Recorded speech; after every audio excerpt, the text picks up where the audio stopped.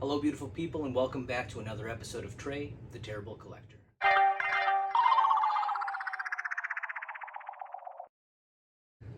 Now, you might be saying to yourself, Trey, these toys are already open, and you would be correct. If you remember, in our last season, we were plagued by technical difficulties. I ripped Bishop in half. I forgot to do I forgot to use my microphone, and we had a ton of other issues. One time I forgot to push record, so that was a real bummer. Um, as I opened these toys, I ran into more technical issues. My microphone shit the bed, and it was really terrible. I tried to voice over and make it really funny, and it looked like this. Now, you might be saying to yourself, Self, how does one get to be so terrible? And in this instance, the answer would be you forget to plug in your microphone, and then you record 3 straight episodes with it unplugged. So we, here at Trey the Terrible Collector, are going to act like that's totally normal and voice over the entire thing. It's going to be great.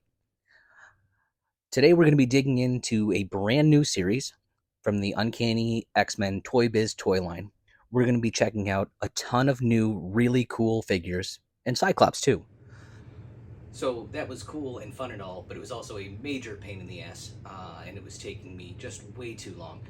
And since the goal here was above everything else just to have fun, I wasn't having fun with it.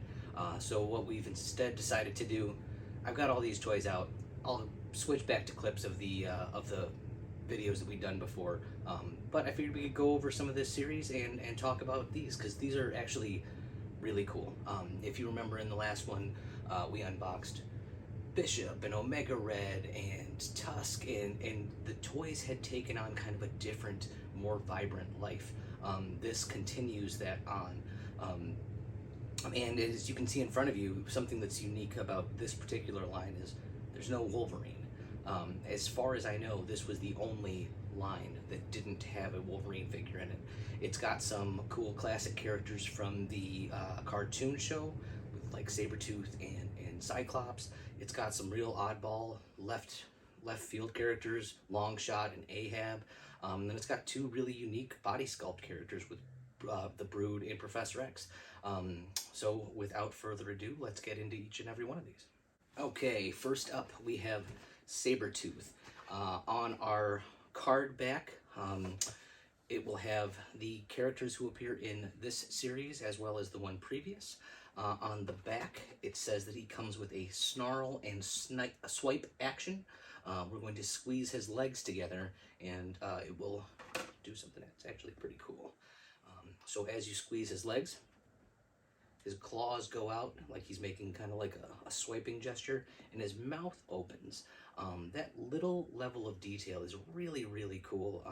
I know a bunch of the Ghostbusters figures from the late 80s had a feature like that, but it hadn't showed up yet in this line, and I just really love it. It's just a little level of detail that's really very cool.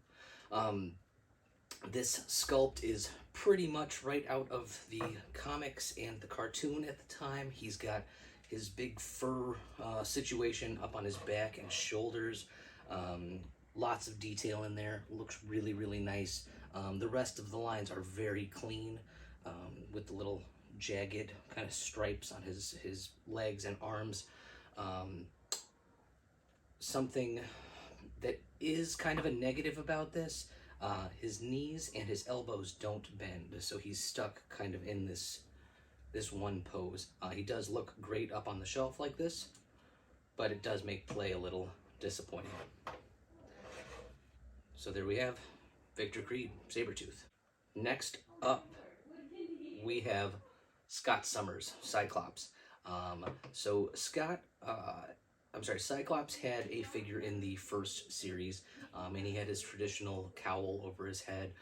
This is much more in line with how he looked in the comics at the time, as well as in the TV show.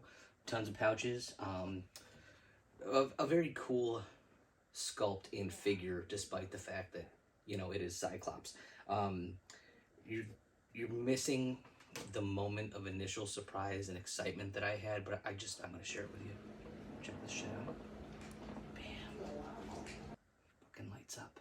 How exciting is that? That battery has been sitting in this toy for 30 years and it still works. Strange accessories, as always.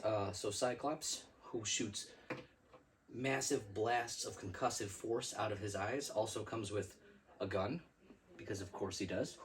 And on his back, he gets this little...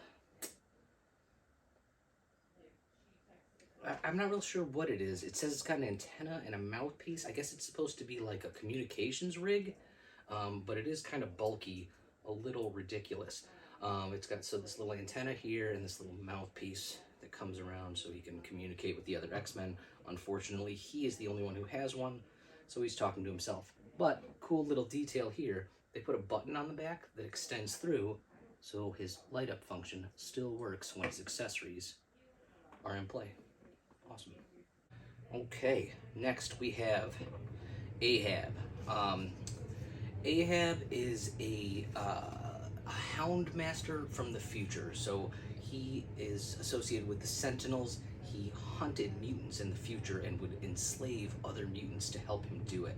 I haven't read a lot of comics that actually had Ahab in it, and to be totally honest, if you were going to create any character out of the cartoons or the comics at this point, this would be a very strange one to pick. He has a pirate-esque kind of theme going on. He's got a peg leg, but it's a cybernetic peg leg, and he's got a harpoon gun. So what he does lack in, I don't know, I guess, you know, his je ne sais quoi, his I don't know, insert adjective here, he makes up for in his sick accessory. So he's got this giant harpoon gun, and it fires all the way away. Also, his other hand is set up so that he can put the harpoon in it, so that's kind of a cool little touch. The cybernetic details in his arm and leg are very cool. The paint style is a little odd. His arms also don't bend, and his head doesn't turn, which just kind of seems like at this point, you couldn't have put a neck on him? Come on, man. So I would say out of all of the figures in this line, Ahab is pretty much the weakest, but sick gun, so that's pretty cool. Next up, and to make up for the lackluster presentation of Ahab, is my absolute favorite character in this line, and one of my favorite characters in the entire Toy Biz X-Men series, the Brood. Okay, so the Brood is an alien race of creatures that implants their host with the eggs, and when the eggs hatch, the host is taken over and becomes Brood, but it will maintain any of the powers that that creature had, the host creature. So it's an entirely unique sculpt, like a six-legged creature. His front legs kind of come out to like stabby points, and you can stand him up like this, or you can flip him around and turn his wings up and make him fly a little bit. Also, when you flap his wings, his mouth opens like Sabretooth. That's very cool. But like when you get in there, that face is absolutely terrifying. Like otherworldly, hideous creature. Absolutely awesome. My favorite figure in this line. Next up, we are going to have Longshot. Now, Longshot is an extra-dimensional hero who comes from the Mojo-verse. Mojo is a tyrant who rules over his particular dimension by putting on TV shows and making all of his slaves compete and perform in his shows. A Longshot was somebody who rebelled and fought against Mojo and eventually joined the X-Men. I totally expected to hate this toy.